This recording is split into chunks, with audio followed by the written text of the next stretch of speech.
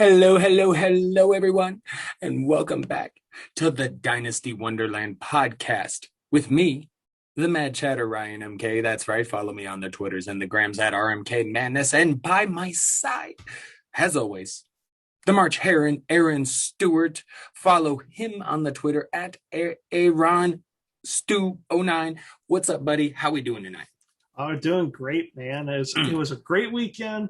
Was rested. You know me. Mondays are the way to kick off the week, especially with our podcast here. And man, it's been flooding here in Texas. So fortunately, Oh, the rain has stopped. Don't have to worry about any problems with our recording here. But this is the way I love to start the week. Let's get to it. hell yeah. Let's do it. I'm with you. It's how we start my week too. One of my days off, my new job playing with marijuana. I'm actually quite enjoying working in the cannabis industry thus far. Is still getting used to the routine, but that'll come. That'll come. And yeah, it's nice to be able to get back to work, but I'm ready to find the time also to where I can keep doing my normal stuff because I got to tell you, it's been a little stressful. I haven't got to do a lot of the things I normally do, but you got to adjust. You always got to go with the change. And it's something I'm used to because I've never been afraid of change. So I just got to keep rolling, get used to this routine, get back to some of the stuff I've been doing. I don't know why I keep ranting about that because see, I had an issue prior to starting my job, all pertaining to the draft kit. Now everything is good now, but poor Mike Randall gets a hold of me last Sunday. Was it last Sunday? I don't even know if it was last Sunday. Maybe it was the Sunday before. No, that would have been last Sunday. Anyway, so about 8 days ago. And what happened was he had asked me if I could do a few player blurbs for the draft kit. And I'm like, sure, I've got time. I'm actually loading up on some creative shit that I want to knock out before I start this new job. Because I knew once I started the new job, it's going to be, again, a few weeks of adjustments, getting used to the routine. And so I knew, my creative content was going to take a little bit of a dip. So I wanted to get some shit out. And I must have overwhelmed myself because my brain must have just been a little bit boggled because I didn't realize a few things. A, that he had meant that fucking day. And then on top of that, of course he meant that day because the draft kit was coming out a few days later. And that I had totally fucking spaced off. And it was just like my brain was everywhere. And all of a sudden, it's a few days later, and I'm sitting there finishing the blurbs thinking, I'm good. And all of a sudden, I go back to the email and I'm looking through, okay, I got these couple names. Wait a minute. Does that say today?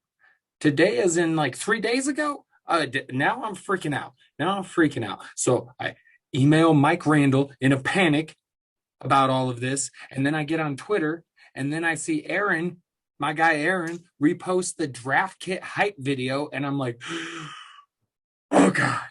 Because not only did I forget about that I didn't get the player blurbs done. I totally spaced off the draft kit. And now my email to Mike makes me sound like even more of a fucking idiot, and rightfully so, probably. But it did. So, and here, I like to lean into my mistakes. I like to be honest and transparent. And this is just yet another situation of the chatter doing something stupid. So I'm going to lean into it. But I did hear back from Mike. Everything's good. It's all good, but I still feel terrible because I'm like, yeah, I got you, bro. And it's the shittiest thing is that I had the time to do them all that, and I could have done it, and I was going to just do them right then. I can't remember. I had something distract me or something come up, but like I would have been able to do it that night, Aaron, and I just didn't. Oh, what a mess, right? We've had some messes lately. We'll get to another one of our messes. That one was just mine. Another mess here in a little bit. But yes. So I had to bring that up and go on a quick little rant. That's kind of where I was going with all of that.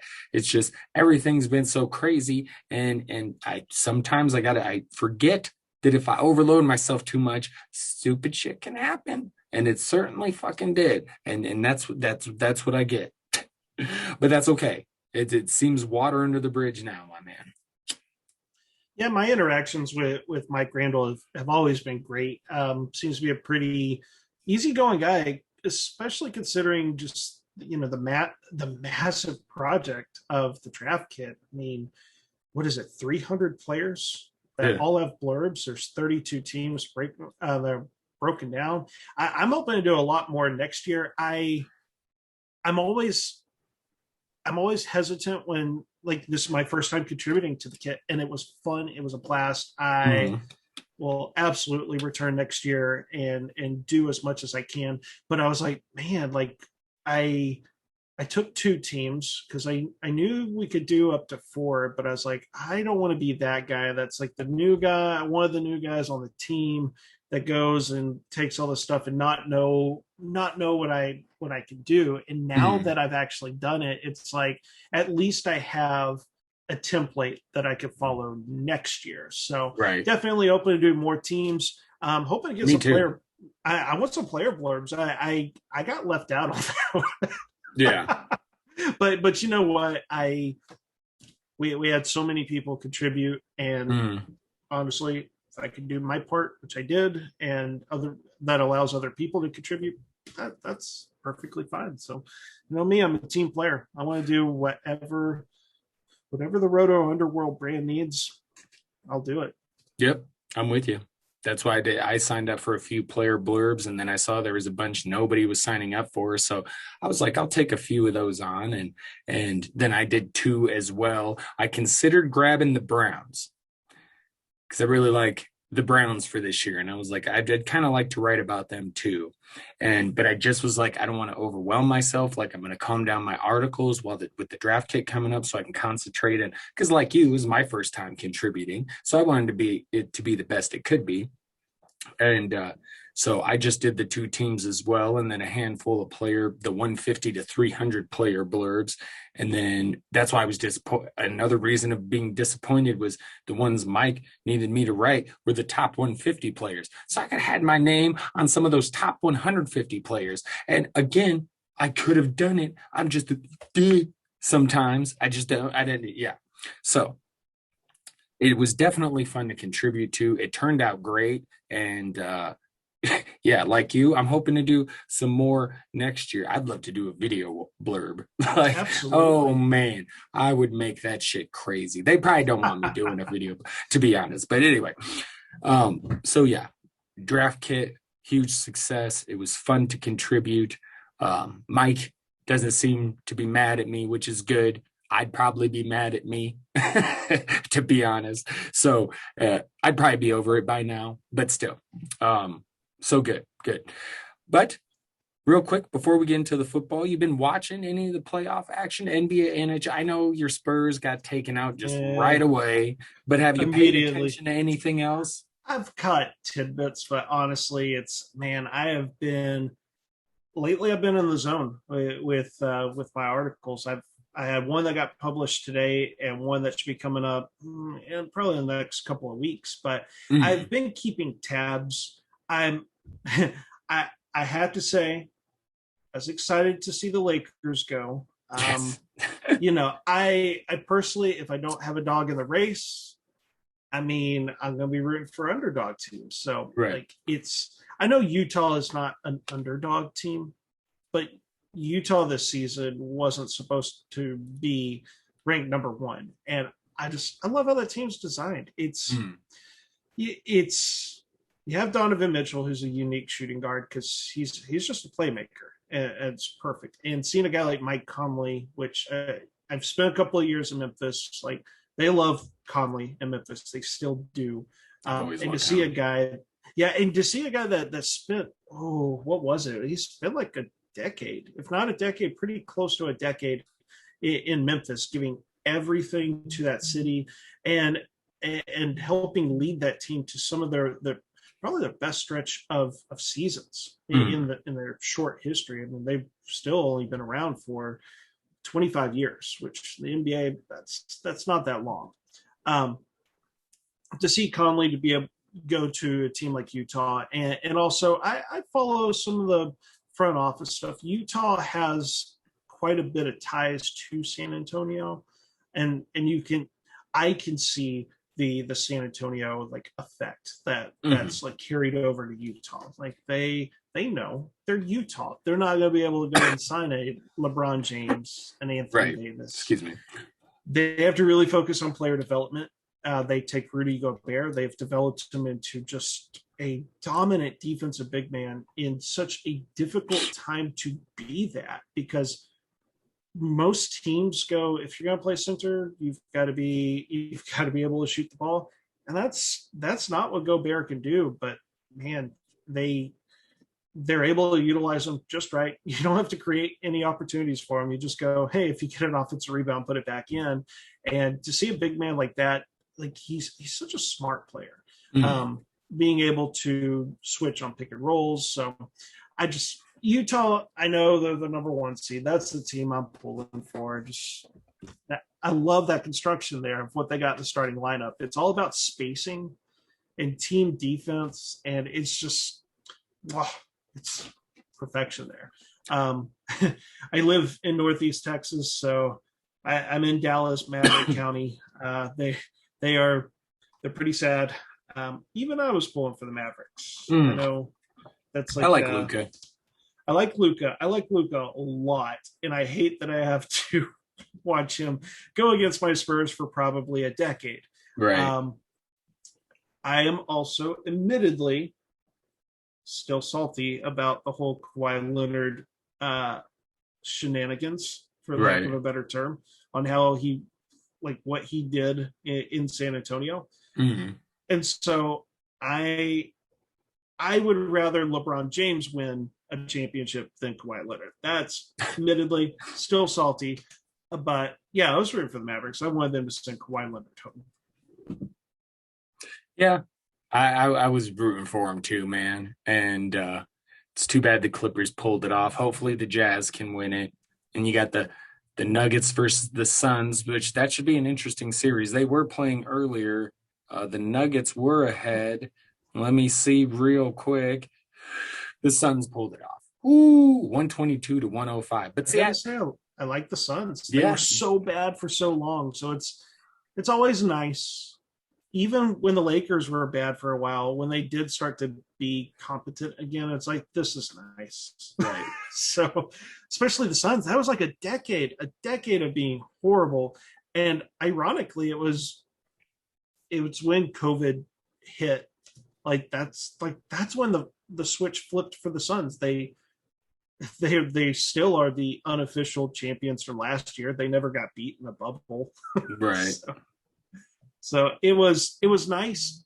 Honestly, such a great narrative that in the first round they went against the Lakers, who won last year's championship, and I was pulling for the Suns because I was like, nobody's beat them in the bubble. Like they should be in the playoffs. Mm. And so for that to be a first round matchup there, and the Suns to win, and LeBron James most importantly losing, ah, Yep. perfection. I enjoyed it. But you talk about that you were talking about the team building, and that's Mm-hmm. one of the things I like with the Nuggets is because they do that because nobody's going to come here. I mean, we got Paul Millsap a few years ago, but nobody's coming here, so they have to get guys in the draft. I mean, Jokic was a fucking second round pick, like I mean, so I'm okay if the Suns take us out this year because we ain't winning the whole fucking thing without Jamal Murray. I mean, him being out with the injury kind of put a damper on that shit, but they've been really good since they made some of the trades at the offseason. So like, or at midseason or before the trade deadline, like Aaron Gordon. So I'll be interested to see how they come out next year with the healthy Jamal Murray. But yeah, they might get a little beat up against the Suns this round because the Suns are playing pretty fucking tough. And I'm with you. Good to see LeBron go out. You got some cool shit going on in the East. I mean, kind of. I guess I just like the Hawks. I like watching Trae Young, and he Yeah. just went and torched the 76ers like fuck you. Like that dude has an attitude. I love everything about him. Because that's another small market team that you're not gonna see get a lot of fucking free agents and shit. And but they got Trae Young. They got Well, Trae Young. and I remember, oh man, I was a massive NBA fan in my teenage years, which that was 15 years ago. And the Hawks were so bad. Oh my gosh, they were. If they won, like, if they lost less than 50 games of the 82 game season, that was considered a success. Like, that was just a laughing stock of the team. And I know, like, they started to. I don't track the NBA quite like I used to, but I know it kind of started with Trae Young. They brought in their GM was with the Golden State Warriors, and so was trying to replicate that model there. And Trae Young obviously being kind of their Steph Curry. Who's the shooting guard they got? I don't even know many names anymore, but they got a shooting guard that could shoot in that same draft, and like that was kind of their Klay Thompson. So it was nice to see him kind of piece things together. Ironically, that like Trae Young came from the Luka Doncic trade, and isn't that saying something? Like, the Hawks traded down, still got Trae Young, got a future first round pick, and when that trade happened, I said that's a stupid trade because you're passing on Luka Doncic. Like, I just sometimes, we go fantasy football doesn't have to be hard, and to listeners, yes, we will talk about fantasy football. Basketball doesn't have to be hard when it comes to scouting these guys. Luka Doncic was 18, 19 years old, playing in Europe, playing against grown-ass men, playing 30-something minutes a game and dominating these guys. Like, usually the young 17, 18, 19-year-old European players, like, they have potential, but they're like playing 12 minutes a game. And then people go, I can't believe he busted. He was barely playing. He really was a coin flip. But Doncic was like MVP of a man's league at 18, 19 years old. Like, that was a no-brainer. Now the Mavericks need to get them some freaking help there, because that's just pathetic. They sure do. Porzingis ain't it. How can a guy be 7'3" and just be so afraid of attacking the basket? I don't know. Sorry. No, that's all right. I really, that's a very good question. He's very tree-ish. It's odd. Like, I watched the game one primarily, and I'm watching him shoot 4 or 5 feet from behind the 3-point line, and I'm like, what the hell are you doing? Like, sure, shoot a 3-pointer, but why are you that far back? Right. Okay. So I ranted and went on for too long about my draft kit mistake and getting used to my routine. So that's over. And we chatted ball, some of the association, as the kids say. Playoffs, that was good. So we'll go ahead and actually move into the football stuff. Julio is officially a Titan. And for me, I think this is good news for their team as a whole, their offense. There's a lot of stuff on Twitter, of course, what to do with AJ Brown, what this means for him. And I'm like, most people are going to be good with this. They're going to hang on to AJ. But if you find somebody that's trying to get rid of him, go get his ass, is what I would say. But that's about all I got as far as the Julio transaction. Yeah, I'd say the obvious winner, massive winner in this, is Ryan Tannehill. Oh, man. Like, how are you going to fail now? Like, you have AJ Brown, and now you got Julio Jones. Julio Jones, yes, getting up there in age. Yes, injuries are kind of piling up. But what was still true, even as recent as last season, is when Julio was on the field and playing, he was making elite, like his plays, his advanced stats, elite efficiency, still play. Like, this is honestly, this is the ideal spot. We knew he was going to get traded. Everyone knew the past couple of weeks, but if you follow contracts and the front office, like I've been doing, I've known since back in March, like, Julio was going to get traded. I knew there was a possibility, and then as the offseason went along and you started to hear a little bit more and more, it was like, oh yeah, it's going to happen. So Right. great for Brian Tannehill. Like fantastic. Like for him to struggle 7-8 years in Miami and now be able, like, Tennessee saved his career and they just keep on giving him weapons. Love it. Also, to the people that were Kyle Pitts fans through and through, like, you are being rewarded. Right.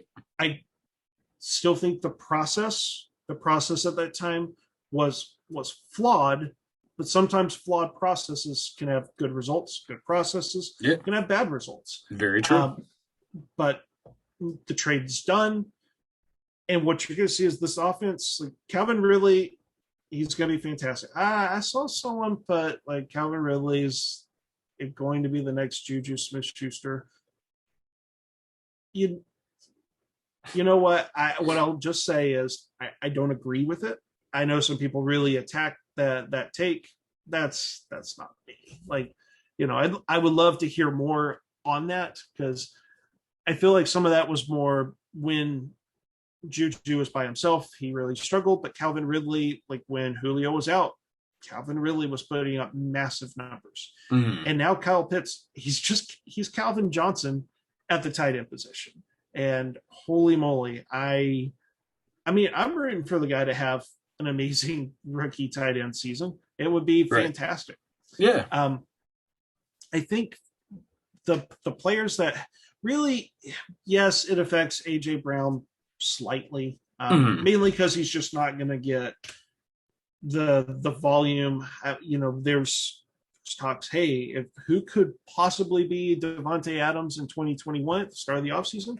AJ Brown was a logical choice there. Like, no competition for him. He could be a target hog.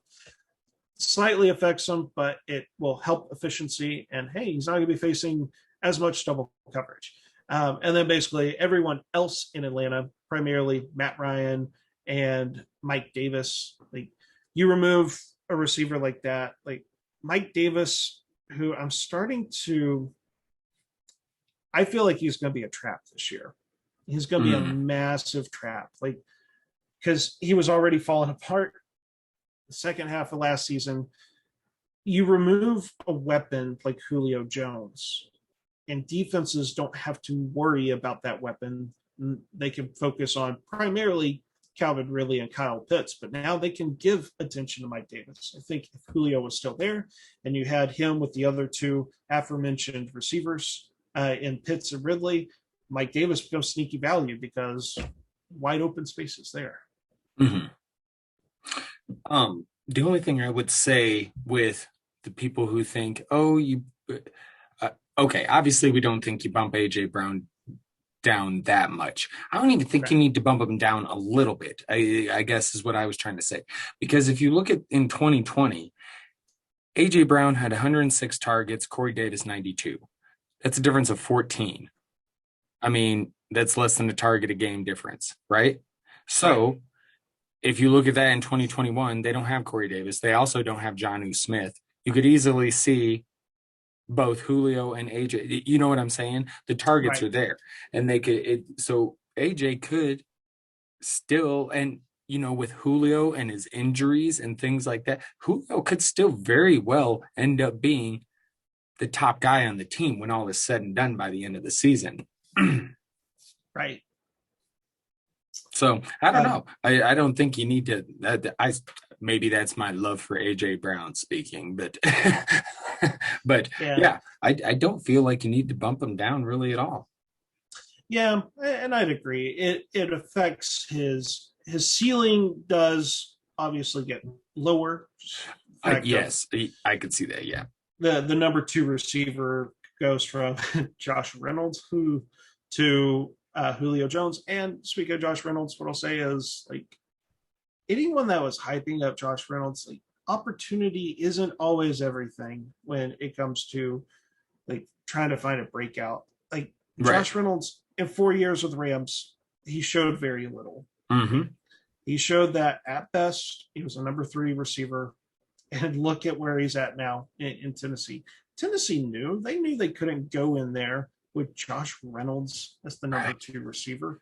Oh man, disgusting. And I just, you got to be careful if you're doing some best ball drafts, because if you happen to forget you're in a draft and you get auto drafted, you're going to end up with Josh Reynolds probably 15th, 16th round. And just what a wasted pick.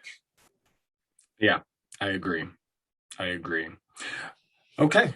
All right. I think overall in the trade, we like it. We like it what it does for not just Tannehill and the Titans offense, but really what this does for also for Atlanta. It opens things up for Kyle Pitts, Yep. Calvin Ridley. So we'll see. We'll see. It's going to be interesting this year. Julio Jones in a different uniform. It's crazy. It's going to be weird. Yes. Next, I wanted to bring up the vaccine debate going on in the NFL because, I'm not going to turn this into a huge political thing. That my feelings are pretty clear. I was not a big fan of Cole Beasley getting out there and being all anti-science. Like, if you don't want to take it, you don't want to take it, fine. But like, deal with the repercussions. And people say they were going to do their own research. Like, the best research you can get is shit straight from the doctors and scientists. Like, that's the best information you can get. So I don't know what to tell people, but that all aside, this is something that is infiltrating locker rooms. Okay. Because the protocol this year for the NFL is if a team hits 85% of their players vaccinated, they will allow to loosen their COVID restrictions. This is going to be a big fucking deal for players. Okay. Now there's going to be some players who are going to be pretty steadfast about not getting the vaccine. And I can tell you this, I've had the vaccine. I'm not getting like extra great internet because of 5G or anything. Like, I'm good. I'm okay. Like, so like, athletes put plenty of shit in their bodies. Like, come on, at some point, a lot of these dudes probably will, but there's going to be some that are going to be pretty steadfast, I think.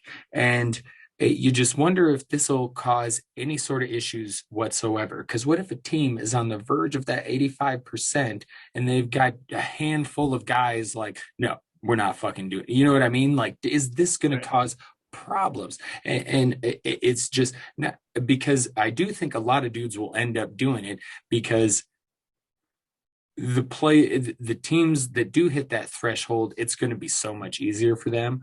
Or if a team does hit a threshold, the guys that aren't vaccinated, they're going to see their team doing like, oh, I get to go home on the bye week and do all this shit. And like, they're going to be like, I have to stay here and do COVID protocol like 2020 and, check in every day. Like that's the situation they're going to be in. And which is shitty in a way, because then it seems forced, but I also get that in this circumstance, and so it's going to be weird how this plays out, if you ask me, because I do think there could be some situations of a little bit of trouble brewing. The Bills are in the spotlight. Sorry, I keep rambling. The Bills GM came out and said something about cutting players. Like, don't say the quiet part out loud. So there's so much going on with this. Do you see this turning into anything? Because if it does, I mean, it could have to go a long way to where it affects fantasy. But I'm just gauging where you're at. What do you see here with this? Because to me, it might not be a huge deal, but I don't think it's nothing either. The teams I'd be watching in particular are the teams that have locker rooms that tend to be a little dysfunctional. Mm-hmm. Because the truth is anything can be divisive. It really can. Very true. I hate ketchup.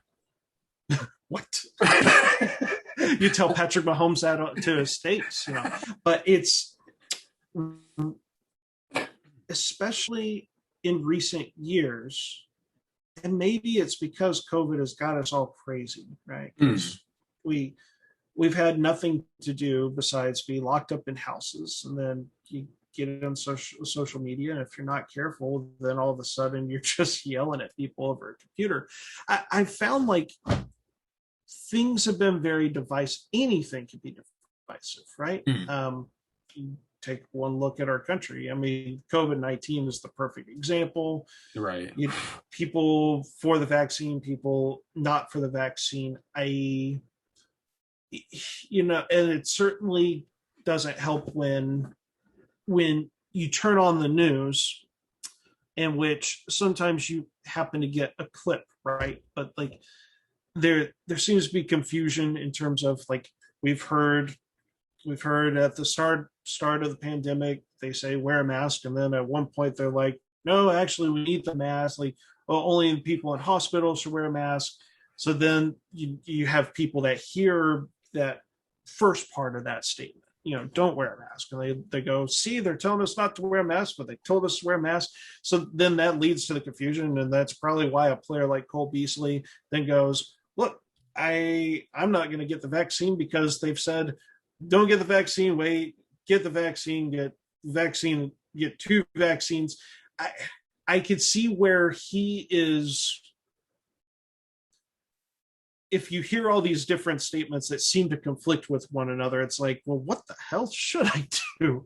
Right. To then go into like the 85%, I've noticed there seems to be more like incentives put in place by states, and it can range from, if I saw this correctly, there's like a state that offers you beer if you That's fucking great. get the vaccine. So that's fucking great. It is.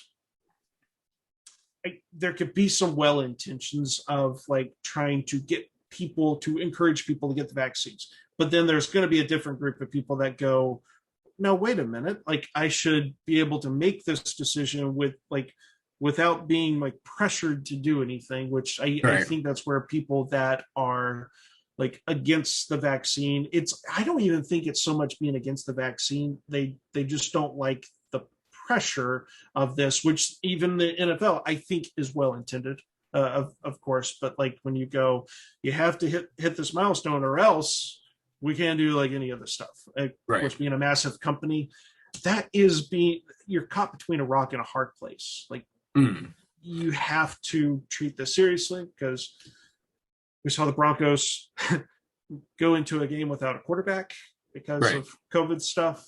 But the players that will be mostly affected, like Cole Beasley's not going to be affected. Like they're not going to move on from him. He was such a vital part of their team last year. He was their number 2 receiver, and he's a chain mover. But you bring up a good point, is like those guys, like in a 53-man roster, what, maybe 10 spots are up for grabs at most, 10 realistically. So if an undrafted rookie is performing pretty well, but like he's still like neck and neck, he's still on the bubble, and he's not gonna get the vaccine, it can affect him. And is it wrong? It seems that way, but like NFL teams are businesses. They can do what they want. Like they have to make like the best business decision for them. And if that one player would put them, what would that be? Put them under the 85% like vaccinated. NFL teams probably gonna do the best thing and be like, look, like he's just a cog in the wheel of the machine. Literally, if he's a guy competing for like that last roster spot. So right. I'm sure we're going to hear stories. It's going to happen when you have this many players and this many teams. The odds are there's going to be some cuts that happen because of it. Is it going to be unfortunate? Sure. But like that, every action has consequences. And if you're going to be an NFL player and the NFL's telling you these things, they're not blindsiding you. I mean, they basically are saying, look, if you're competing for a roster spot and not needed, like this could be a consequence. I don't know the legalities of that. I'm sure that's going to be a fun mess. And I think even the worst part is there may be some players that replicate the story. They might get cut, and they'll like that they're getting cut because they're not getting the vaccine, not so much because they're not they're not quite good enough for the 53-man roster. So we're gonna see something, Yeah, and just another divisive thing. I agree. I agree to an extent that my problem with the whole vaccine thing is that it's been politicized, and that's part of the issue. Yeah. The other part of the issue is that people are just closed-minded. There's too much conspiracy. I've talked about this on my other podcasts all the time. I used to Mhm. love conspiracy theories, man. They were fun to talk about and read about. And now you got crazy shit out there. And like when people start talking about 5G in the fucking vaccines and shit like that, like get out of here. Like if they're like if people are genuinely concerned about, because my brother was telling me there are some young females that have not have kids that would like to have kids that are concerned about something with the side effects or something. So of course I can understand things like that. And I can understand people going, look, if other people are vaccinated and I'm not worried about getting sick, why do I need to get? I understand what you're saying. But a lot of people are just not opening their mind like enough, in my opinion. And because to me, you know me, Aaron, we've done a lot of podcasts and I Mhm. try very hard to see both sides, all sides. And this is one of those things where I'm just like, I don't get it because people will say, well, they first told you to wear masks and then they didn't. And there's logical reasoning behind all of that. The main answer is science. That's how Mhm. science works. Like they look at things and as they go, they get more information. This was a brand new virus, and like they didn't know what this shit was about. They're learning about it on the fly, and at first they're like, "Hey, that shit doesn't seem too contagious, through the so we don't have like endless fucking masks. Let's try and save those for the hospitals, okay? Because people are getting sick." And then it's like, oh, never mind. Yeah, this shit's way more contagious than we thought. Everybody mask the fuck up. And so it's like, there's your fucking explanation. It's science. Like the more they study it, the more they learn. And you're going to have situations inside. It's just like a great example. The planets, Pluto. Yeah, we called that fucker a planet for a long time. It's not a goddamn planet. There's a ton of other things out there like it. It's not unique enough to be a planet. And you could see why scientists were like, oh yeah, we can't call that a planet. We got to take that off the fucking list, man. Like it's just like this shit happens. To me, the people that are just like a complete, I don't know, you're right, it becomes very divisive because Yeah. then people will look at what I'm saying and I'm sure they'd have some shit to say that, and I'm not trying to be a dick about it. It's just I don't understand. I feel like some people are just blatantly ignoring science and I don't get it. Like if you're Certainly. gonna do that, then quit using your fucking computers and your iPhones. And like if you're just gonna ignore science, like that's how we like. So It's I think come back to football, it will I be know. I'm sorry, Aaron. you'll I'm sorry. oh no, it's okay. I think you'll see the leadership of coaches in particular to keep, because no locker room's perfect, even in a normal season, even when there's not a pandemic, or a virus or anything. Like there are things that go on, Right. and it's you'll see the signs of a good leader in a coach to be able to keep that behind closed doors. Um, it's I'll have I'll have hope. I'll have hope that like none of this stuff will Become become an a big issue. issue. Yeah. Yeah. Um, and it does seem like the NFL locker room, and I don't know this from any personal experience of I've never played football, never put on pads, but there does seem to be a brotherhood, right? Like when you are playing the sport of football alongside other guys, like you know, might not always see eye to eye, but like those are your brothers. You don't always get along with brothers, and I think too the only way it will become a thing is when a team gets frustrated because let's just say there's a playoff team from last year expected to take that next step and contend, and oh no, 3-game 4-game losing streak, and it's just it will be a test of the locker room, just like with Right. any issue going on in the world. I mean, we saw something similar last year when we had Black Lives Matter movement going on, and Mm. Drew Brees is the example I think of when like his his initial stance did not sit well with Right. his African American teammates, and it we knew about it publicly, but it seemed to be taken care of rather quickly without That's a good too point. much. Yeah. That's a very good point. So you hope that you're going to find out which team not only has great leadership and coaches, but also locker rooms have to have veteran leaders as well. And the player I always think of is Richard Sherman. Was always like the guy like that gets people talking, gets his fellow players talking in the locker room. So right, veteran teams, like you're not gonna see an issue like this with the Buccaneers. Like you're just not with Tom Brady. Yeah, but no, I just see crossed. Right, and I don't if I had to bet on it, I'd say probably nothing comes from this. But I do look at the team like a team like the Bills, and it's unfortunate they're in the spotlight, but I think it's for a reason because it's some like key name players that seem to be, not so on board with it. And, if you get enough of them, those are guys you're not going to cut. And if it's enough, it's going to keep you from hitting that 85% all year. And right. Is that going to become an issue then? Or, or what if then one of those guys, what if Josh Allen doesn't have the vaccine, positive for COVID? Like that could piss some people off, dude. Like, it really will.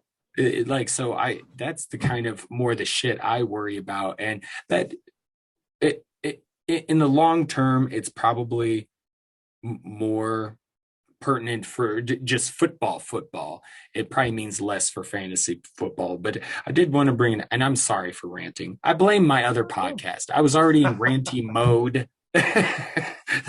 And then crazy week. I'm just going to blame everything else. But yeah, but I think that's a good point. I think for the most part, it's going to be handled internally and it'll get worked out. And we shouldn't see much effect, if any, from fantasy. But you never know. Real life football, you could see some troubled locker rooms. You never know. Certainly. And it'll probably be more of the straw that breaks the camel's back. It's like we're not hearing any issues right now because everyone right now is 0-0. They're 0-0. Right. As I mentioned, like those teams when they start like underperforming and it's rough stretch, playoff team from last year, like just like you said, those kinds of scenarios, definitely. And I think you hit a lot of the stuff on the head. You probably conveyed it better than myself. Good job, my friend. That was good. Like these are things too that people do need to think about going into the season. Like, yes, in theory, like things should be better because last season we had a whole bunch of unknown. We didn't know what to do, especially being commish. Like, what are we even going to do? We at least have a better feel for things, and we're hoping it's like now that we've played a season through COVID, that the 2021 season we should be better prepared on this. But there's still some things that had to be discussed, and that's a perfect thing. How is this going to affect the locker rooms and fantasy football? Well, and just even on its base level, I think as fantasy analysts, fantasy managers, we need to be aware as teams start to hit that threshold, we should be able to, we should know. You know what I mean? Right. Because I think that's important because I think the teams that aren't within the threshold that don't have the really, you probably got to know what, I don't know if you can know, but if you knew what players are vaccinated or not, because I really think you're still going to have positive tests pop up this year if they're still doing all that. So, there's still going to be the chances of that. And you got to want those teams that hit that 85% threshold, of being vaccinated. You probably feel pretty good about, the players on those teams, So I don't know. It's crazy. It's such a crazy thing. COVID came in and just fucking wrecked all sorts of shit. Telling me. Oh shit, man. It's been wild ever since beginning of last year. It's just I know. I had hair before COVID. Now I don't. There you go. That says it perfectly. I did I did want to throw out a shout out to Greg Olson and his family. I don't know if you saw on Twitter with the surgery, and I'm not gonna lie, I saw the video with the kid. I couldn't watch it. I couldn't bring myself to watch it. I wouldn't have been able to do it. Um, but I watched it for a few seconds on mute, and kid looks like he's okay. So it's good to hear. That's Yeah, good stuff, and I very good for them and their family. So it's good to see that shit. very much so. Man, because that gets me. That gets me the kid stuff, and that's why I'm like, I mean, I can't even really watch this video because that's gonna hit me really hard. I can't either. I can't. I have nieces. I don't have kids of my Right. own, but I got nieces. So. Oh, hey, that's enough, man. And you so and it's like, yeah. But hey, it looks like they're doing good. So good stuff. But now that we get that all out the way, apologies for that. Again, I'm gonna blame my other podcast. I'm all ranty. I'm all ranty. And but we got kind of a bit of a smorgasbord, a plethora, if you will, of different fantasy things in the next segment to close out the pod. And we're gonna do some best ball, chat a little Scott Fishbowl strategy, and it's gonna be fun. It's gonna be fun. So we're gonna take a quick break and come back and do this shit. We had a great time, a mess of a time, we should say, doing this best ball draft. So we discuss that next.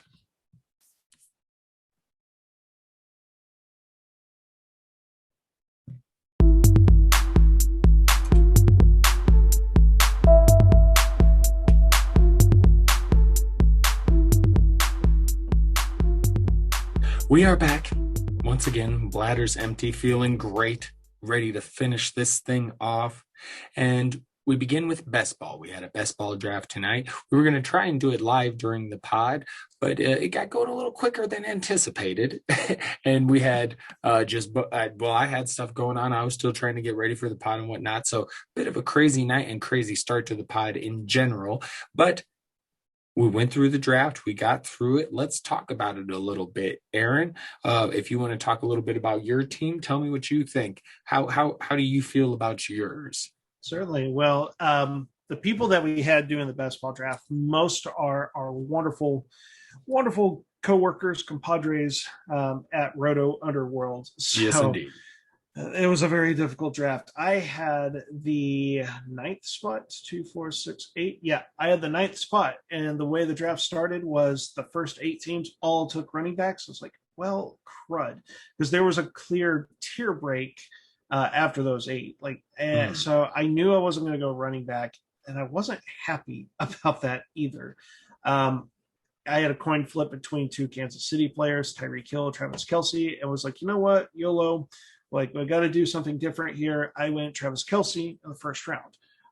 Now, people that haven't played underdog best ball, it is an 18-round draft.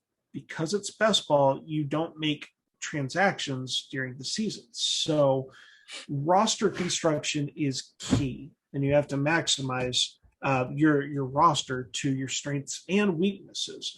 So me going Travis Kelce in the first round is me pushing all my chips in and going, Travis Kelce is going to give me the tight end 1 season, which also means that the maximum amount of tight ends I was going to have on this roster was 2. And going Travis Kelce in the first round means I was not looking at tight ends for a very long time. Now, as it came back around, I did like who fell to me in the second round, because I feel like Aaron Jones gets a lot of flack because people are already predicting Aaron Rodgers to be traded to the Broncos. And I don't think that's as likely as the Julio Jones was. Like the Julio Jones, there were so many signs saying, yes, this one, is it ideal? No. Will it happen eventually? Yes. Will it happen this season? I don't think so. So Aaron Jones, let's see, there was Nick Chubb and Joe Mixon got drafted, and Austin Eckler. So Aaron Jones was the 12th running back off the board after back-to-back top 5 running back seasons in PPR. Just thrilled to get him in the second round.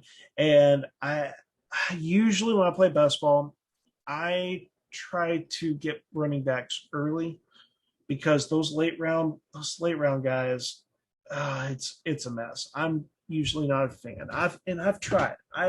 So it went Kelsey, Aaron Jones.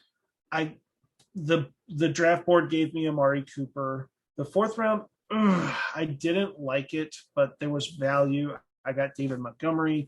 Fifth round, Chase Edmonds. So to recap the first 5 rounds, it was 3 running backs, a receiver, and Travis Kelsey at tight end. Sixth round, I pulled the trigger on quarterback.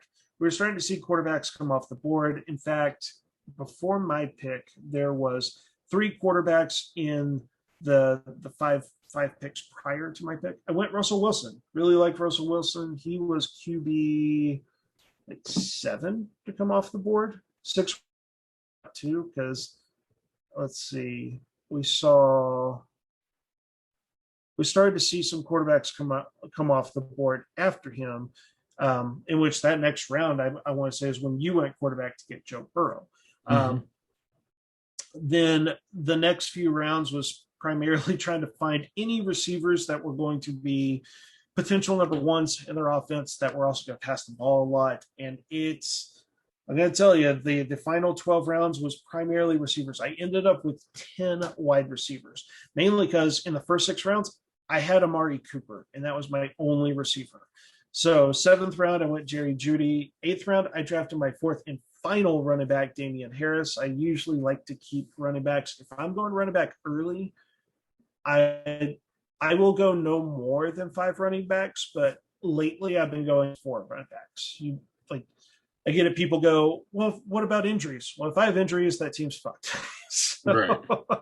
So you have to. Those roster spots are valuable.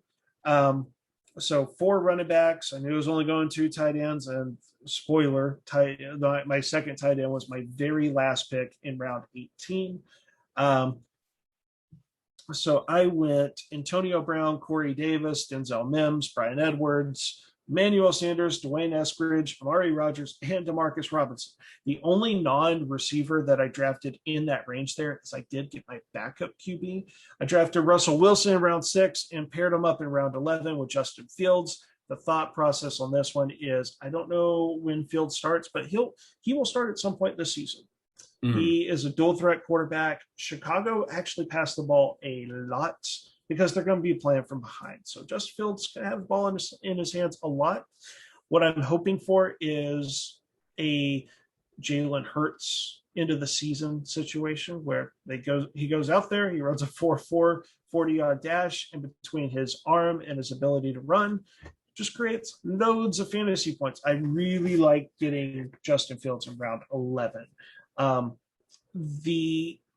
The list of random wide receivers is I wanted to target good offenses, and it was what our good friend Chris, the EDG mentioned to us. You want pieces of good offenses. Dwayne Eskridge, for instance, a double whammy on that one is I had Russell Wilson. So if Eskridge has a good game, means Wilson is also contributing to that good game, and Eskridge can maybe slide in as one of my 3 receivers for, if I get a couple of games, awesome. Emmanuel Sanders, I actually just did an article on Meet the Metric, True Catch Rate. Emmanuel Sanders had a remarkable stat there. He had a true catch rate of 110.9%, which seems like that should be impossible, but that's more like what that should tell people. We won't go into the article, but Sanders has good hands. Sanders makes unbelievable catches. And you're going to an offense with Josh Allen. He proved all of us Josh Allen haters wrong, but he's still not an accurate passer. But Sanders in the catch radius, that could work. And he's like the cheapest, outside of Dawson Knox, he's the cheapest Buffalo Bills receiver that you could get. So round 14, getting a member of the Buffalo Bills, and that should be an offense that's going to move the ball a lot. Heck yeah. Same with like Demarcus Robinson, round 17. Mecole Hardman always gets the hype, but Demarcus Robinson could be the number 2 wide receiver in Kansas City.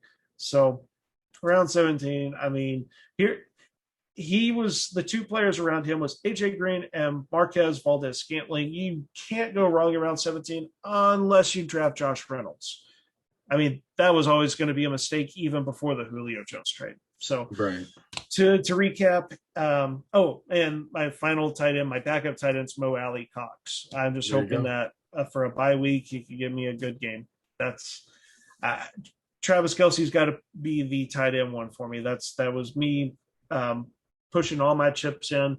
The plan is hopefully these wide receivers I took in the double digit rounds that someone has that big 100-yard, 1 or 2 touchdown game and can be one of my 3 starting receivers. It's a shit show at receiver, but felt good about the running backs I had that, and I don't plan my drafts this way, but none of the 4 running backs shared a bye week. So if they can remain healthy, knock on wood, they can be staggered nicely. So that should be at least 2 running backs, possibly my flex as well. It is. I'm not in love with this team, but I just want to practice the strategy. Right. Right. And usually, if I'm doing a 12-team draft, I'm not competing against the entire Roto underworld. So that's probably why I come away from the draft going, I don't really like this team. Right. But how about you, Ryan? You picked from the two spots. You were on the other end of the draft. What'd you think about your team? Well, it kind of got going before I realized. So Dalvin Cook was auto picked for me. And I'm not going to lie, in that spot, that's probably who I would have taken, because really that's probably the right spot. Then I'm trying to finish up with the kids and stuff as I'm going through the next few rounds, so it was a little bit hectic. I wanted to go running back heavy early, but I was like, I want to grab Justin Jefferson, so I'm gonna do that. I just feel like he's gonna have some big games.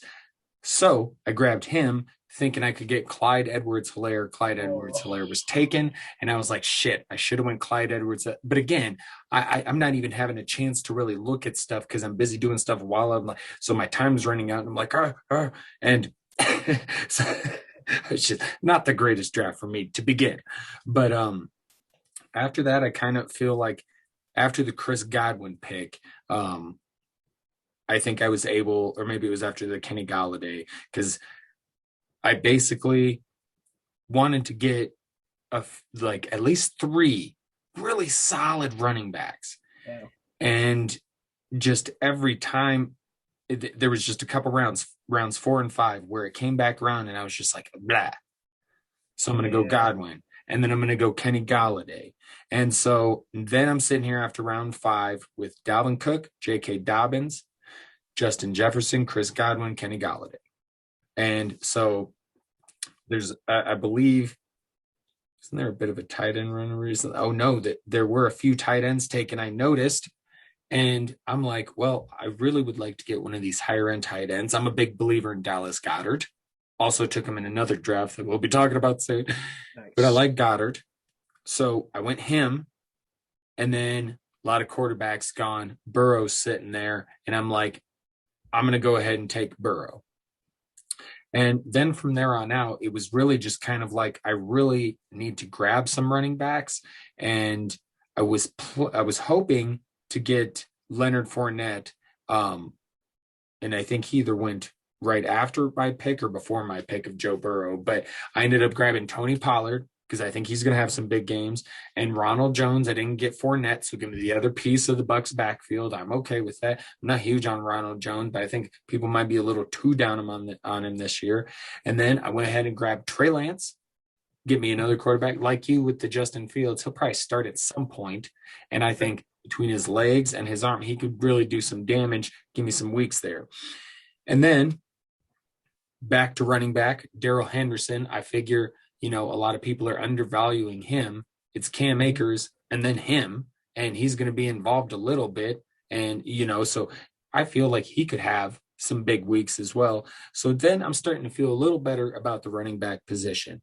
I go back to receiver. I grab Rondale Moore and Traquan Smith. Then at some point, had to grab another tight end. And so I went Gerald Everett with the Seahawks. Hopefully, I did not draft. Hopefully, they don't have, he does have the same fucking bye week. That's the only problem, is I wasn't paying attention to bye weeks at all. So hopefully, let me see. Oh, I can't click on the, I'm going to have to check that out. Goddard. Yeah, I can pull it up here. I think you're good. You're good. Okay. Goddard had week 14. Everett was week 9. I remember the Everett pick. I didn't realize it was you that took him because I was ticked because I was trying to build a nice little late round Seahawks stack because I gotcha.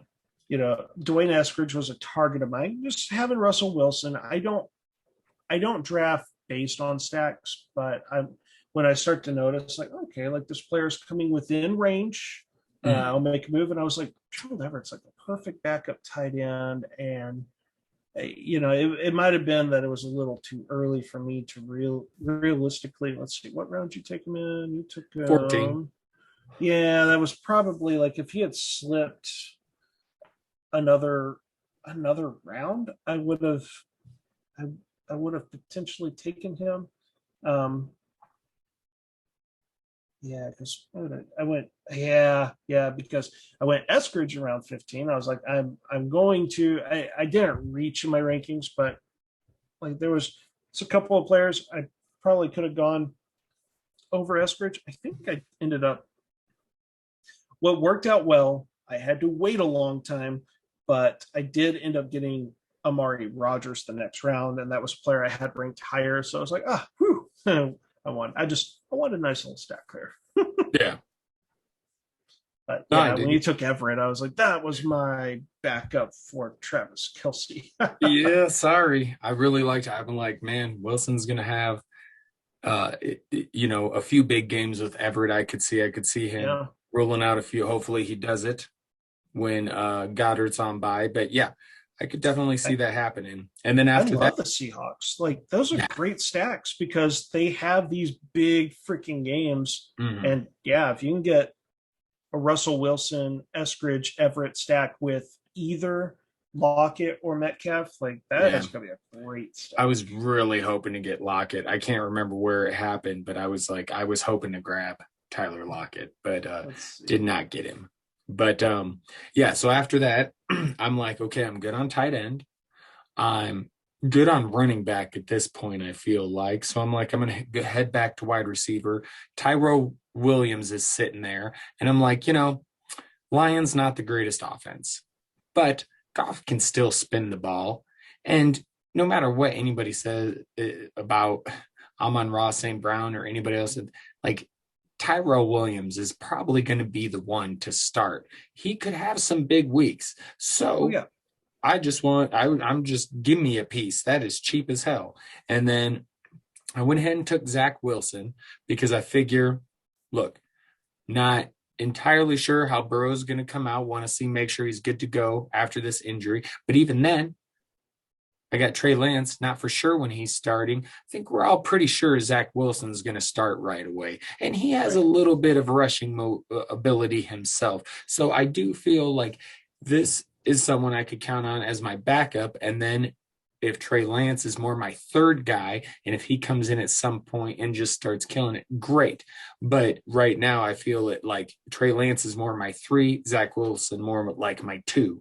And then I grabbed Nico Collins and Elijah Mitchell to finish it off. I wasn't even going to go running back in the last round. I was going to grab another receiver, but I'm big on Elijah Mitchell, as I've said many a times. And I just think, there's some big weeks in there for this dude this season. So I went ahead and grabbed him instead of another receiver that's just kind of how I approach. So it started out, I didn't really have control of things. And then I kind of and then I got things under control, and I still felt like I kind of made a couple questionable picks, but I think overall team is solid. I don't pay much attention to the projections part, but it says I'm in the top half, so I'll take it.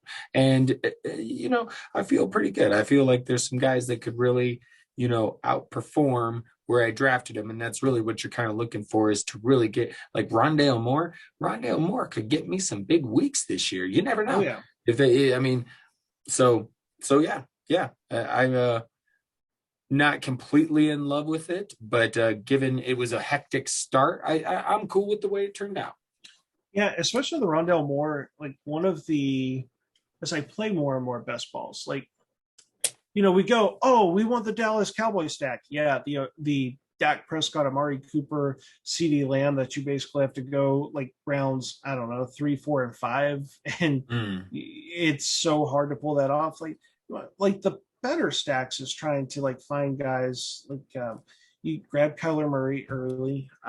He's been going to round 5. Just listen to the podcast with Larky. he's been he's been mentioned like Lark that Kyler Murray's going 5th round, and Hopkins is a reasonable target. You can get him 2nd round, but if you miss out on him, like you can take Kyler and pair him up with Rondell Moore and Christian mm. Kirk and uh, even Chase Edmonds like that could benefit there. I think he got the full like Arizona Cardinals. He got the Hopkins, Kyler Murray, Chase Edmonds, Rondell Moore, and Christian Kirk. Is beautiful, and those are the types of receivers to target late in drafts. Is Mm. go for the explosive offenses, and you know what, like Marcus Valdez-Scantling in the 17th round, like in regular leagues, I hate him because he's going either 1 catch for 8 yards or he's going 3 catches for 120 yards, and I never guess right. But in best ball, the perfect thing is when he does have those typical Valdez-Scantling games where he actually manages to catch the ball Mm. before going 80 yards for a touchdown. Like best ball goes, cool, we'll take care of that. So Right. yeah, like explosive, like in the Nico Collins too. Collins is that I like Brandon Cooks and Nico Collins. Those are the only two. Like Chris EDG, you mentioned it, and I was absolutely on board. When you look at the Houston Texans team, like I don't want David Johnson. I No. don't want whatever they're going to put at quarterback, but Brandon Cooks, all he does is produce, and Nico Collins, you can make a case for him. I mean, he's 6'4", 215 pounds, and outside of Cooks, there's no one else there. So Right. those are the two guys. So you get Nico Collins 17th round. I love that one. Actually, he went. I took him 16th. Elijah Mitchell in the 17th because I wasn't even going to take another running back. But in the Oh, there's 18 17th, rounds. There's oh 18 wait, rounds. So so you 17th got and 18th. Mitchell and Yeah, you're right. yeah, You're right. Hell yeah, that was a. It got to be a fun draft overall. loads I of think we fun. both enjoyed it. And if anything, we keep practicing what we're doing. We hope to get better, right? And we're going to try and do the best we can on the upcoming Scott Fishbowl draft. And it's pretty tough to think about the strategy, particularly for me. I haven't dove in to the scoring a lot, but we talked a little bit off pod, and it seemed that you have and you've got some theories and strat. And really, I'm just going to let you kind of handle it, and then Really? we can kind of talk about a little bit of what's going on in our current mock draft with the rest of the Roto Underworld crew, and yeah, we can talk about that. But you go ahead and kind of talk about your strategy because you've really got a good understanding Yeah. of the points. And I kind of like a lot of what you said. Like Thank if we're in different divisions, I might kind of steal a bit of your strategy, man, because I really like it. Yeah, so I think I'm pretty well versed on the rules here, and it helps that I had a league last year that wasn't quite Scott Fishbowl 11 rules, but it was pretty dang similar. Um, One of the notable differences, though, is the QB scoring. Oh my goodness! So you get points for completions and you get docked points for incompletions. You get docked a full point for incompletion and you get half a point for completion. So one of the things I'm looking at when I go to like player profiler is I'm looking for quarterbacks with accuracy. That's why I really like a Tom Brady in this type of format. Like if I'm gonna wait a little bit on QB, when I say wait, like you can't really wait much further past like round 4 in this format. Like the quarterbacks fly off the boards. You get 6 points for passing touchdowns and -4 for interceptions. So you get docked a lot of points for quarterbacks that can't complete passes. And if that quarterback throws an interception and goes back for a pick six, you get docked an additional 2 points. So if he throws a touchdown to the other team, you lose 6 points. That's huge. That's huge. Like, you can't, those interceptions will add up. And last year, I remember I was an observer. I didn't get to play Scott Fishbowl, but Kirk Cousins had this game early in the season. He had 0 touchdowns, 3 interceptions, and he put up negative points. It would have been better if he forgot to start him than actually playing him. And that's what I like. Like, these scoring formats here, it is a super flex league. You could start 2 quarterbacks, but you better be damn sure that the 2 quarterbacks you have aren't going to pull a Kirk Cousins and just screw you over. So this helps cancel out the called the Blake Bortles effect. Blake Bortles had that season back in 2015 where he would just garbage time points. Yep. Like, if he does that in the Scott Fishbowl, it ain't gonna be pretty. Even though he threw 35 touchdowns and he had 18 interceptions, and there was even more fumbles. All those turnovers, like, turnovers cost you a lot. You're going to feel the pain on it. For rushing and receiving, there isn't anything too notable. It's half PPR for running backs and receivers, but you do get half a point per first down. So with running backs, I'm looking for the guys that are going to play all 3 downs, that teams that are going to not necessarily run the ball more, but be in offenses that can move the ball. My first round pick was Cam Akers, and that's because, hey, that Rams offense with Matthew Stafford now at QB, Cooper Kupp and Robert Woods at receiver, Tyler Higbee, he was a guy to stay away from in fantasy drafts last year because the hype was getting out of control. But Higbee is an efficient guy. And Akers got in a groove at the end of his rookie season. And finding a team that's got a good offensive line that can keep the ball going, and in those short third yardage situations can feed the ball to Akers. Absolutely. I like those guys that I pulled up. Like Cam Akers, the final 4 weeks of the regular season, he got 22 red zone carries. Like, they were feeding him. So running backs, like, yes, guys that catch the ball, like, those are valuable, but it's half PPR. So there's not as much, the James Whites really don't have much of a role in this type of format, in my opinion. You want the guys that are actually getting the work on the ground. The big difference, though, is tight end scoring. They're not half PPR, they're full PPR. They're also a full point per first down. In this mock draft, I had the 11th pick. So I went Cam Akers 111.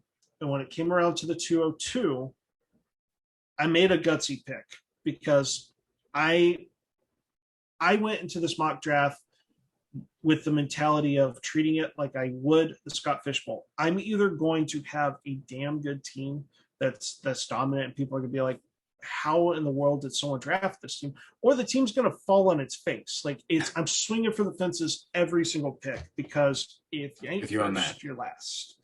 So the second round, the 202, I went Darren Waller. And my reasoning on this is Darren Waller, he had a 28% target share last year at tight end. That was massive. Not only did it lead the NFL, but the next highest target share was 25%, like 3% higher than the next tight end. Darren Waller is the wide receiver 1 in Las Vegas. He just happens to play tight end. And so in taking Darren Waller, I have a wide receiver 1 that gets a full PPR, a full point per first down for doing basically wide receiver things. And this format, you want to get elite quarterbacks, because any other quarterback's going to be punished pretty harshly. It's going to be hard for them to stand out. But also, like, all wide receivers, like the elite guys, think of what Devontae Adams did last year. they'll be fine. But outside of maybe the top 3 or 4 wide receivers, and we don't even know who they are, they're probably not the first 4 receivers drafted. This format does not incentivize wide receivers. Like, it punishes them, in my opinion. I I may very well, my Scott Fishbowl draft, go pretty heavy on tight ends like I did in this mock draft, because in the 302, and yes, I know I said I had the 202, I had the 302 because it's third round reversal, which means it snakes the first and second round. Then the third round is the same pick slot as the second round, and it continues to snake from there. So the 302, I doubled down. I went George Kittle because, like Darren Waller, he's the number 1 receiver on his offense in San Francisco. I'm not worried about Trey Lance. Like, Kittle, it's very simple. You throw the ball to him, he catches it, and he creates yards after the catch, and that's how he produces. A rookie quarterback comes in. Usually a rookie quarterback's best friend is his tight end. Both Darren Waller was top 10 in receiving first downs. That's been a big stat I've been looking at when I've been making some of my selections, is I go, how many first downs are these guys getting? Are they involved on moving the chains? Darren Waller, amongst wide receivers and tight ends, was top 5. And George Kittle, he only played half a season, but if he had played a full season, he would have been on track to be in the top 10. So I was like, sweet, awesome. I got 2 guys that last year would have been top 10 in first downs. That is the stat that people are going to overlook. They think, oh, half PPR, the touchdown. Like, everyone knows the quarterback stats, because when you look at the scoring, that's the first thing you see. But don't underrate the importance of the first downs. You want the guys that are moving the chains. I wish there was a way that we could properly track, like, the third down targets and how much they're getting utilized there. But the plan with those 2 is also, there was some game theory. It's like, if I'm taking George Kittle, like, someone already got Travis Kelce, and then I got Darren Waller. I do believe that Darren Waller will be the tight end 1 this year in fantasy, mainly because it's unlike usually guys that are at the top of their position, like Travis Kelce. It's hard to repeat that the next year. I'm not saying Kelsey's going to be a bust, but I'm willing to say that there will be a different tight end that finishes as tight end 1, and the one guy that stands out is Waller. But taking Kittle as well, what that does is, let's use you for an example. I take Kittle, like, now I have an even bigger advantage at the tight end position. That, my tight end is Darren Waller. George Kittle will be one of my flex plays, but whatever tight end you get, like, George Kittle is the only other remaining tight end that could have challenged Darren Waller. But because I took Kittle, like, I'm going to have such a massive advantage in points at my tight end position. And also, I think, like, Darren Waller's going to score a shit ton of points in this format. So doubled up with George Kittle, and then I had to wait a long time. So that was 302. I had to wait all the way to 411. Was shocked to see how the draft played out, but Justin Jefferson was there at 411. I will say that my draft strategy for Scott Fishbowl going into this mock draft, and probably going into the real draft, is I anticipate in the first 8 rounds, if I can do what I did with tight end and grab 2 or even 3, I'm not opposed to that either. I will have multiple tight ends, multiple running backs, multiple quarterbacks, but maybe 1 wide receiver. I'm opting to fade them because I feel like this format penalizes them a lot. But Justin Jefferson, it was just, the value was great there. 3 stats I looked at that I think pretty predictive on, like, continued fantasy success. He was top 10 in these 3 categories: target share, air yard share, and first downs, amongst, like, all receivers and tight ends. So you see me, like, really hammering that stat there, because I think Tyreek Hill's great. Like, he'll catch the long touchdown passes, but he's not as much of a chain mover. Like, that's a type of receiver I think it's penalized in this type of scoring format. So I was ecstatic that I could say the 2 tight ends and Justin Jefferson, I got guys that get first downs, that are involved on those plays. Awesome. My glaring weakness, though, was I had no quarterback. I kind of rolled the dice when I went Justin Jefferson. I, so I pick at 11. And so that means that there's someone that picks 12, and then they have the first pick, and then it's me again. My two targets, I was like, well, Allen Robinson's still there, and that's just really good value. I can't leave that on the board. But then there's also Tua Tagovailoa. I really, really like Tua in this format because I'm going to pull it up real quick. Tua, obviously, we know he has the better weapons this season. They went out, they got Will Fuller, they drafted Jalen Waddle. It's like, thank God they're not throwing to Jakeem Grant. Like, they actually gave their franchise quarterback receivers that can make plays. Right. One of the stats that really stood out to me on Tua Tagovailoa is his catchable pass rate was 80.3%. That was number 3. That means he was throwing accurate passes. His accuracy rating was number 2. In this format, if you're not getting the elite guys, the guys that can run, Lamar Jackson, Jalen Hurts, Josh Allen, or just elite passers like Patrick Mahomes or maybe a Russell Wilson, if you can't get those guys, Tua is a perfect guy to like that you could wait and get. I guess he went technically and started 5th round, so round 4 or maybe in round 5. If you can get him round 6, that's a dang steal. But like round 5 should be where you target him, and just the fact that he's accurate. He now has weapons. Like I always like what Miami does. They have built this. They keep building this team up the right way, and it's gonna be exciting. And he has a little bit of mobility. He actually scored 10. Wow, 3 rushing touchdowns. That was number 10 amongst quarterbacks. So getting some red zone usage there, and getting enough carries to where it's like, okay, if he could get some of those rushing first downs, like, and that's a stat too. You want the mobile quarterbacks, Right. because those mobile quarterbacks can get the half point per rushing first down.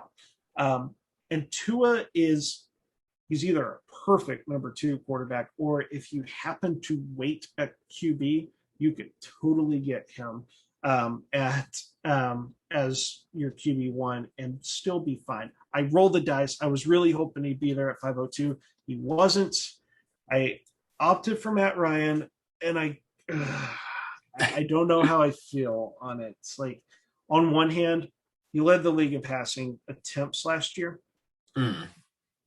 Atlanta sucks. They're going to be passing the ball a lot this year. The accuracy was a problem. You also get docked points for getting sacked as well. I didn't even mention that one. You get docked a point per sack. So you really have to look at the offensive line situation. So probably looking back on my draft, like in mistakes that I made, honestly, I think I probably should have gone Josh Allen over Cam Akers. I know that would leave me with 0 running backs at this time, but I think getting the type of QB that can get the rushing first downs, and if they're on good teams, like the reason I like Brady is Brady doesn't get sacked. Brady is an acceptable QB1 in this format. Like, he's the guy I'm targeting if I don't go QB in the first 2 rounds. And Brady in this one went in round 3. So that was, I am still learning some lessons on this one, because I actually had overlooked the negative points for sacks. So talking out loud here and kind of learning lessons I've learned from this mock draft, I'm gonna try my best to get 2 QBs by round 4. I don't think I'll have any receivers in the first 4 rounds. I'll either be trying to get Kelsey, Waller, Kittle, like 1 or possibly 2 of those tight ends. Getting a running back and trying to get 2 QBs. So looking at just who went in the first 4 rounds, man, you may even have to get 2 QBs before the fourth round, because looking at fourth round QBs, that is Matthew Stafford. Ryan Tannehill did go in fourth round. That could go even higher. That was we were doing this draft. We started this draft before the Julio trade. So Right. Tannehill in the fourth round, but he could go higher. Joe Burrow, Trevor Lawrence. Yeah, like it may be getting those QBs. Man, I honestly it might be that McCaffrey, Dalvin Cook. I saw you go Alvin Kamara, and you know my stance. I'm just not a Kamara fan this year, but I think McCaffrey and Cook are the only two running backs I would take over QBs. And then at that point, I'd be trying to go Mahomes, Josh Allen, Kyler Murray, the rushing QBs that have the opportunity for those half point per first down. So that's kind of my thing. I'm fading receivers. I may do what I do in best ball drafts, and try to get receivers later and kind of figure it out on the fly. Mm-hmm. In the league I did last year with similar formatting, that was a league that I went and found Jacoby Myers. You can find these guys. I dig it. So I like it. So you're kind of, I think exactly what you said is I love it. Get a top tight end, at least one. Mm-hmm. Get a couple of top quarterbacks, and then you can concentrate on running back, fade receiver for a little bit, and unless you get great value on a guy, but really, those first 4 rounds, you want a couple of quarterbacks, a tight end or two, or a tight end and a running back, and that seems to be the way to go. So I'm all about it. And that being said, that is not at all how I approach this draft.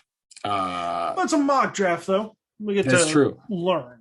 That's true. And learning I am, because I will not be doing this in the real Scott Fishbowl draft. But I went Nick Chubb, then Alvin Kamara, then Stephon Diggs and Michael Thomas, and then Dallas Goedert. Now, Michael Thomas was auto-picked for me, but I did pick Stephon Diggs. Knowing what I know now, I would not have obviously done it this way. But I am on the clock. I need to grab a fucking quarterback, is what I'm thinking. So Justin Fields is there. I'm thinking I might as well do it, and then I can grab someone.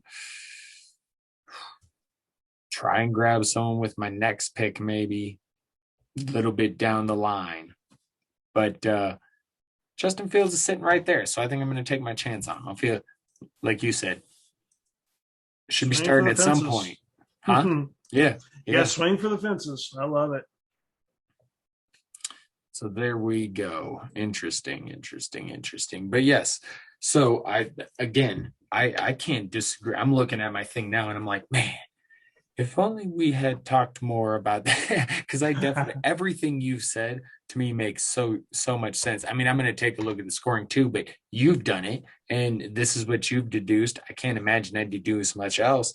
It's fantastic, man. I love the idea behind it, and I thought I'd have to go heavy on running backs, but honestly, sitting here in the 6th round and looking at running backs that are available, David Montgomery is still there, and along with him, Myles Gaskin, Josh Jacobs, Mike Davis, Chase Edmonds, Kareem Hunt, a lot of really good. I was shocked at the running backs that are still available. So it's that definitely, I definitely will change my approach to it, which would be, I was thinking I was going to go running back, tight end, and I miscalculated when the runs on quarterbacks would be.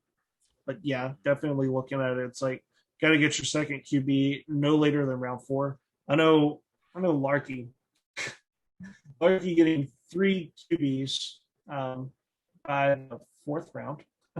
So I don't.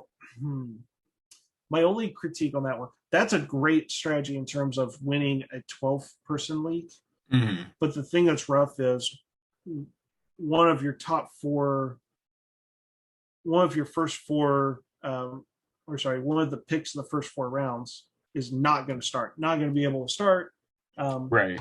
I think he went Zeke in the first round. He didn't think it was going to be super flex, which caused me to go back and look just to make sure. And then he hit quarterback 3 times in a row, which on one hand is great. Of like you will have 2 great quarterbacks to start each week. On the other hand, like I said, one of those 3 quarterbacks that you took in the first 4 rounds has to sit on the bench. Right. I don't know if that way, that type of thinking, like people that are in this have to treat it like DraftKings $1 million maker. Like you just have to, Chris, the EDG mentioned it last week on the show. Like when you're drafting a team, you're drafting with the thought of each pick you make is gonna hit the jackpot. So you have to have that balance. Like if I go 2 QBs in the first 4 rounds, let's say, yes, I want a third quarterback, but I'm probably waiting till pretty late in the draft. Like, yes, that may mean that I'm looking at a Tyrod Taylor, a Mac Jones, but I'd be okay you have with to that. maximize. Yeah. I said I'd be okay with that because I'm telling you, the more I listen to you and the more I look at this is what I'm fucking doing. Now, I'd like to do another mock draft to test this shit, but this is what I'm doing. I'm fucking straight going 2 QBs, 2 tight ends in the first 4 rounds. And then I'm going to be like, okay, I'm fucking good. And then I'm just going to go running back until I feel the need to take a receiver. I think that's the way I'm going to fucking handle it. I'm just going to just knock out quarterback and tight end in the first, get 4 really good guys at those positions, and then fucking lean heavy into running back until it's time for wide receiver. I honestly, that might be the way to fucking do it this year. So I don't know.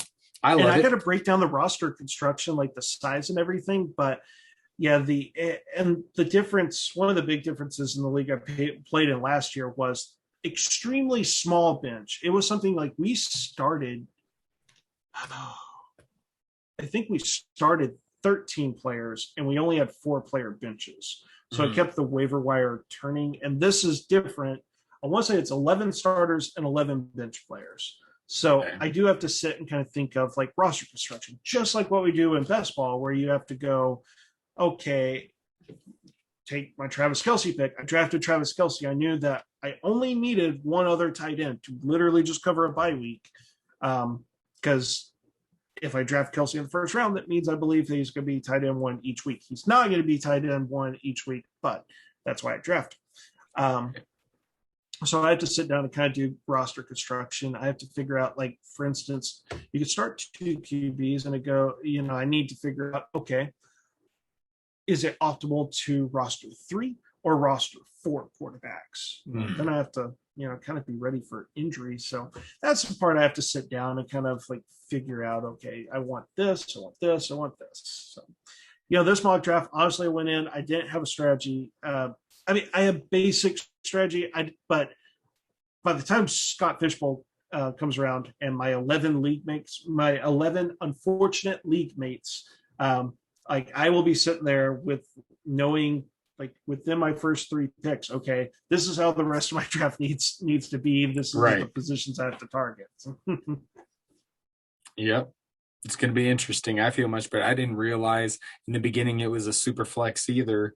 And I didn't realize that about the tight end either. So I was just kind of, for some reason, I knew the scoring was different, but I just kind of approached it like a redraft. And then I'm like, oh, this was after I grabbed Stephon Diggs. I was like, I don't, because I think that's when I noticed quarterbacks were going, and I was like, oh, I need to get, but then they auto picked Michael Thomas for me.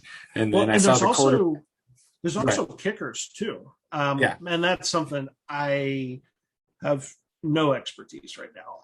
I'll have to really dig into that one. There's some, I don't usually play in leagues with kickers.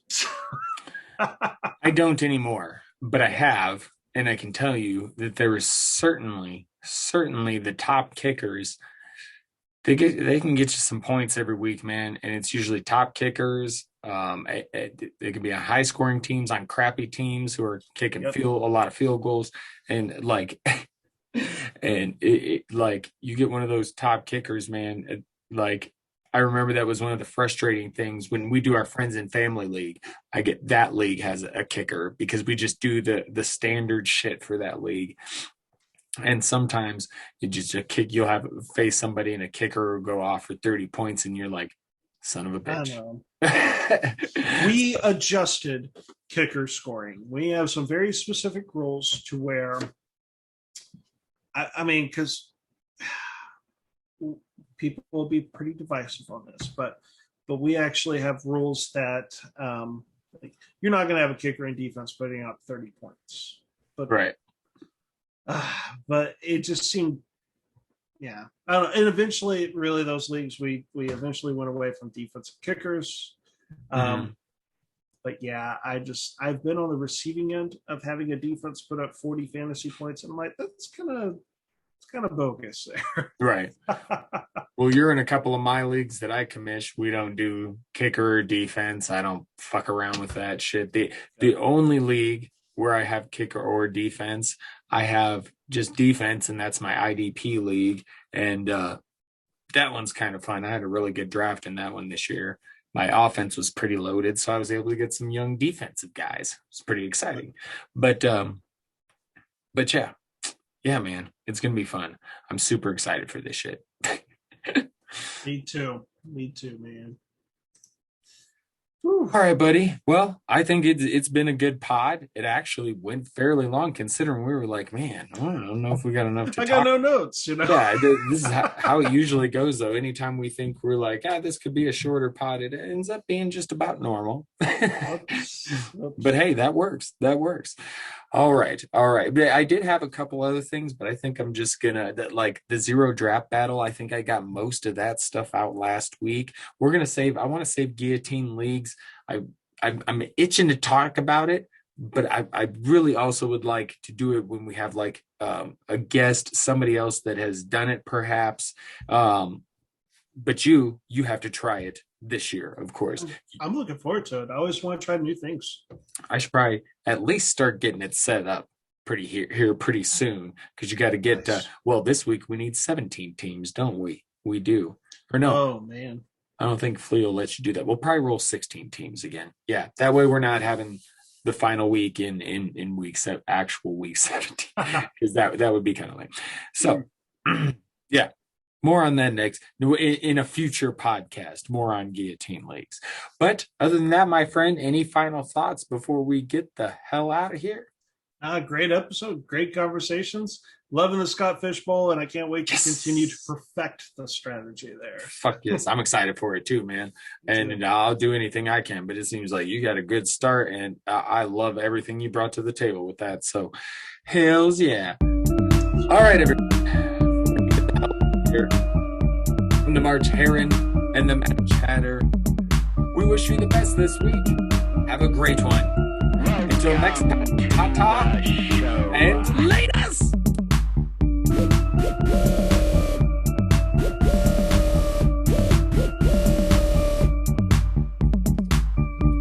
I wrote down a bunch of that shit. We're mad here in the Good stuff. Dynasty Wonderland.